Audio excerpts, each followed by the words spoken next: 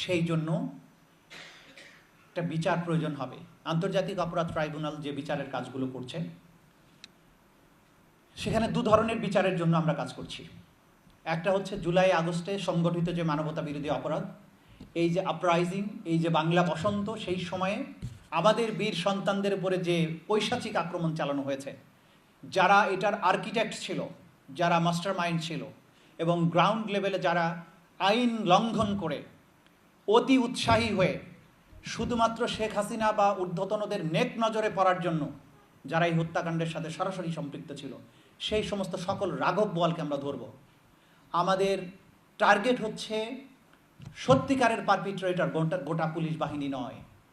সেজন্য আপনারা দেখবেন আন্তর্জাতিক অপরাধ ট্রাইব্যুনাল থেকে মোট 50-এর সামান্য বেশি সংখ্যক পুলিশ অফিসারকে আমরা আসামি করেছি। অথচ বাংলাদেশে 2000-এর বেশি মানুষকে খুন করা হয়েছে, এর সাথে হাজার হাজার পুলিশ বাহিনীর সদস্য জড়িত ছিল, 25,000-এর বেশি আহত হয়েছে। অ্যাট্রোসিটির কি মাত্রা আপনারা কল্পনা করতে পারেন, আপনারা নিজের চোখে দেখেছেন। আমরা কিন্তু হাজার হাজার পুলিশকে ধরছি না। এটার মেসেজ এটাই যে বাকিদেরকে ঢালাওভাবে আমরা শিকারে পরিণত করব না।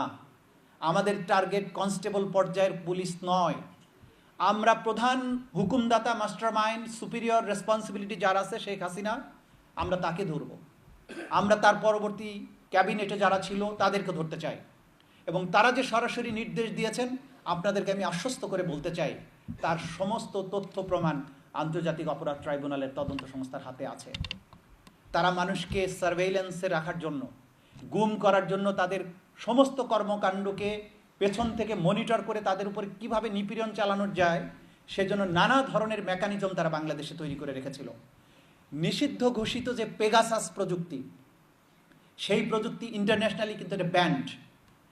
সেই নিষিদ্ধ ঘোষিত প্রযুক্তি বাংলাদেশে শত কোটি টাকা দিয়ে কিনে নিয়ে এসে সেই প্রযুক্তি দিয়ে আমাদের বাংলাদেশের মুক্তিকামী, স্বাধীনতাকামী সাধারণ মানুষের পেছনে সার্ভেইলেন্স করা হয়েছে, বিরোধী দলের নেতাদের উপরে সার্ভেইলেন্স করা হয়েছে, যারা ওপিনিয়ন মেক করেন সমাজের, সমাজকর্মী, মানবাধিকার কর্মী, তাদের পেছনে সার্ভেইলেন্স করা হয়েছে, তাদেরকে ধরার কাজে এটা ব্যবহার করা হয়েছে।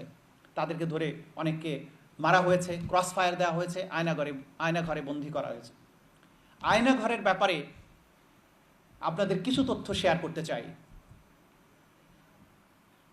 টিএফআই সেল নামে যে আয়নাঘরটি আছে ঢাকায়, বাংলাদেশে আপনাদের শুধু ঢাকা নিয়ে ভাববেন না, প্রত্যেকটা জায়গায়, জেলায় এই ধরনের আয়নাঘরের সন্ধান আমরা পেয়েছি। সেই টিএফআই সেলে একজন ব্যক্তির কথা বলবো, যিনি একজন সুপ্রিম কোর্টের আইনজীবী, একজন ব্যারিস্টার, তাকে 8.5 বছর